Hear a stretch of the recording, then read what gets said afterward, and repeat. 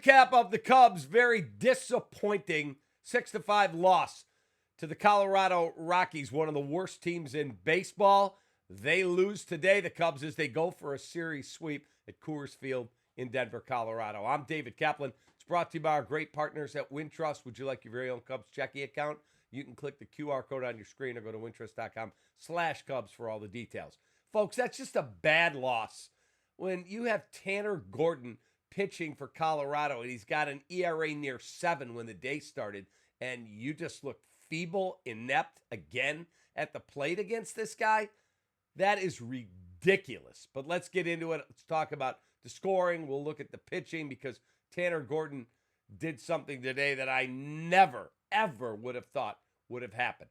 Let's start with the scoring. It's also brought to you by our great partners at Tasty Trade. Stocks, crypto, futures, options, whatever you trade, you should do it at tastytrade.com. The Cubs have the best record in baseball when they score first. The best. And guess what? That trend did not hold today.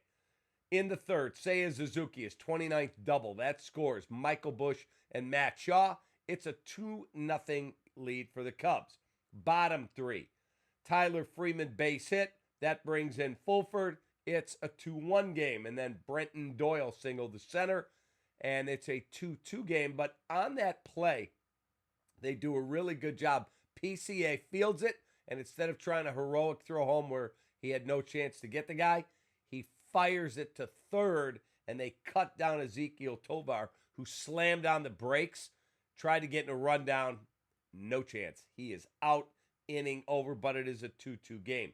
Bottom four, Braxton Fulford triples, and I mean smoke shot off the center field wall. That brings in Farmer, and it is a 3-2 lead. Then Arcia base hit. Fulford walks home. It's a 4-2 lead. In the seventh, Brenton Doyle makes it a 5-2 game with a sacrifice fly. We go to the eighth. The Cubs are doing nothing offensively. And guess what? They get a walk. They get a base hit. Here comes Ian Happ. Out of here to deep left center.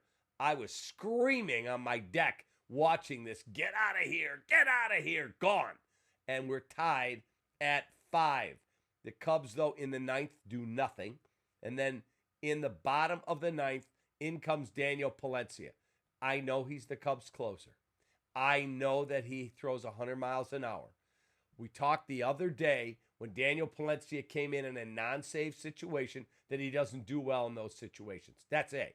B, the other day when he blew a game and lost, he got beat with 3 consecutive singles, all on secondary pitches, not one of them on a fastball. This time, the first batter of the ninth inning for Colorado hit a 99-mile-an-hour fastball for a base hit to left field. And then here comes Mickey Moniak, solid ball player. And again, he gets beat without throwing his best pitch. He spins one up there at 89 miles an hour. It gets whacked into the right field corner. It caroms around, and by the time Tucker could track it down, the winning run has scored, and the Cubs have lost 6-5. I don't like him in non-save situations. That's A. B, why are you getting beat on secondary stuff? Why? Throw the fastball at 100. Let's see what happens. Bam. Moniak crushed a spinner that did absolutely nothing. There is your ball game. Let's look at the starting pitching matchup. Cubs were a prohibitive favorite today because Matt Boyd was on the bump. He wasn't great. It's all brought to you by our great partners at Hooters. We call this winging it. 11 Chicago area locations. Matty Boyd, 6 innings, 6 hits, 4 runs there, earned 5 Ks, and a walk. And then Porter Hodge came in. He did get a couple strikeouts, but he had 2 walks and 2 hits allowed. Not great. Why is Porter Hodge being used in a tight ball game? Why? Was not a big fan of that situation. Caleb Thielbar gave you 1 inning of scoreless relief. Daniel Palencia did not retire a man. 2 hits, winning run scores, and that is your ball game. For the Rockies, this is what really ticks me off. Tanner Gordon, his ERA now after pitching 6 innings of 2-run baseball is down to 6.07. 6.07. He punched out 9 today. 9. That dude doesn't come close to striking out 9. He's not good at all. And the Cubs looked awful in their approach against him. And then they went through 4 relievers. 3 of the 4 were outstanding, throwing shutout.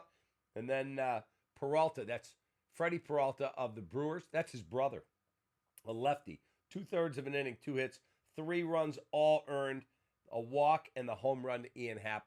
That tied the game until the Rockies won it in the end. Player of the game, I mean, I got to give it to Ian Happ simply because that was a massive 3-run home run at the time. You could also give it to Tanner Gordon. So if you want one on either side, there's your apt players of the game. There's your promo code to save you some money. And finally, here's what's next. It's our Studio 41 look ahead. Studio41.com, Chicago's home remodeling showroom. Here you go. You've got the Atlanta Braves in for 3. The Atlanta Braves are going nowhere. They're not a very good team. You better handle your business at Wrigley Field. You get a day off, and then the Washington Nationals come in. You got 6 games at home against 2 up-the-track teams. You better play good baseball. Cubs lose today 6-5 to a really bad Colorado Rockies team. Disappointing. Another Sunday where they can't get it done, and a 5-4 road trip that you should absolutely have done better on, especially when you swept the first 3 over the Angels. Have a great rest of your day. Have an awesome Labor Day. Coffee with Cap in the morning. We'll talk. Take that.